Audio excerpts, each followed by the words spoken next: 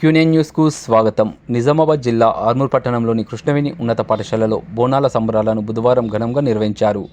ఈ సందర్భంగా విద్యార్థినులు బోనమెత్తారు. విద్యార్థులు పోతరాజు వేషధారణలో సందడి చేశారు. బోనాల ఉత్సవాలు గ్రామదేవతలను ఆరాధించే పండుగగా జరుపుకుంటామని, బోనం అంటే భోజనం, తెలంగాణ సంస్కృతి సంప్రదాయాలకు ఈ పండుగ ఎంతో ప్రసిద్ధి.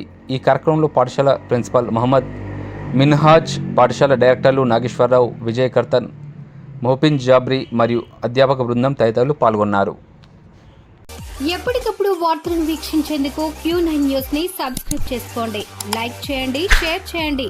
విలువైన సమాచారాన్ని ముందుగా మీరే తెలుసుకునేందుకు బెల్ బటన్ ని క్లిక్ చేయండి.